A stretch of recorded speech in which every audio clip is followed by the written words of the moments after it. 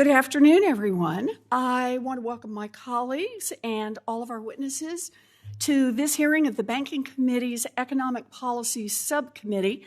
I want to thank Senator Kennedy for working with me and my staff to make this a successful hearing. I believe that this may be the first hearing about childcare in the history of the Banking Committee. But really, this shouldn't be surprising.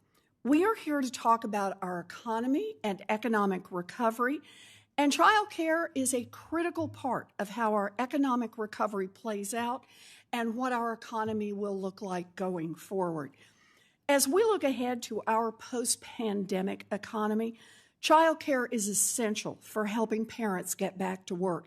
A national survey found that nearly 20% of working parents left the workforce or reduced their hours solely due to a lack of childcare. And 26% of women who became unemployed during the pandemic attributed this to a lack of childcare. In order for parents to return to work, they need safe, reliable, and affordable childcare. Without it, many parents will find that they are struggling to interview for jobs, let alone to hold down a job or advance their careers. A strong economic recovery depends on solving this problem. High-quality child care and early learning is about parents' jobs, but it is also about early learning for children. A mountain of evidence shows that high-quality early learning supports important brain development, helps children get ready for school, and leads to higher earnings and better outcomes throughout a child's life. For every dollar we invest in high-quality early childhood programs, study after study shows that we get a return of somewhere between $4 and $9 back on down the line.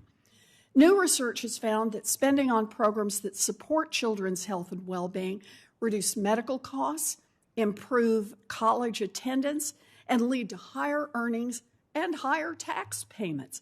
In other words, these programs pay for themselves by the time the children become adults. This isn't just a nice thing to do. It's a smart investment that will yield returns for our country's future. And finally, we need to address the fact that childcare providers are seriously underpaid. Today, childcare workers earn an average of just $12 an hour.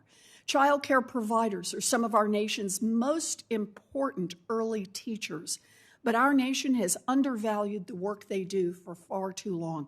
95% of childcare providers are women, and they are disproportionately women of color. Ensuring that childcare jobs are good jobs with fair pay and benefits, and that jobs that will support families while doing this essential work will permit childcare workers to stay in the field, to build up expertise, and to improve the care they offer to our children.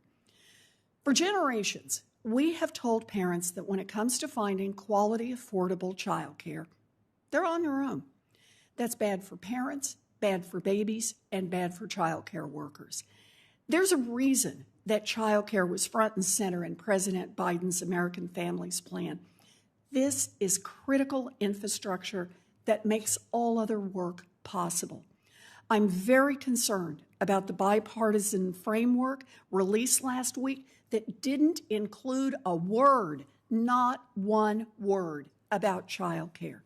An infrastructure plan that doesn't include childcare does not address the challenges facing families in Massachusetts or anywhere else around the country.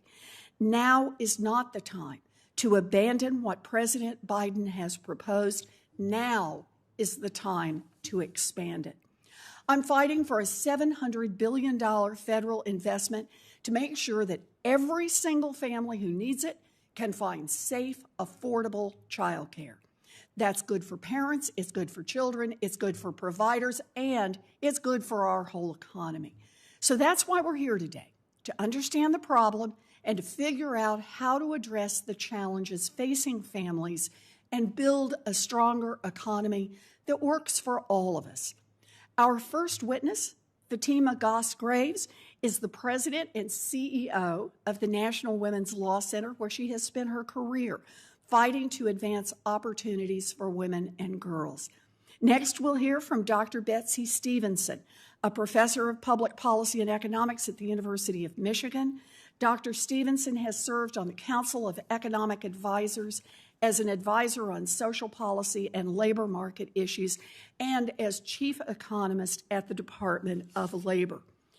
We're lucky to be joined today by Bernadette Nago, a founder of Trusted Care, a family child care program in West Haven, Connecticut. As a family child care provider, Ms. Nago operates her program 24 hours a day. Think about that. And is committed to quality, equity, accessibility, and community support. After Ms. Nago, we'll hear from Abby McCloskey, the founder and principal of McCloskey Policy, LLC, a research and consulting firm serving businesses and political leaders across the country.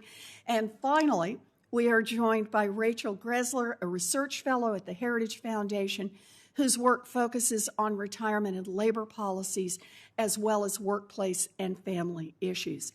The pandemic has exposed the challenges that have faced working families and child care providers for decades. We have an historic opportunity right now to make sure that every family that needs it can find and afford child care, and that every child care provider earns a living wage with good benefits. So I want to thank all our witnesses for joining us today. I look forward to hearing your testimony. There's going to be a vote at 3 o'clock. I'm going to step out during that vote, and Senator Smith is going to take over the gavel and run the hearing while I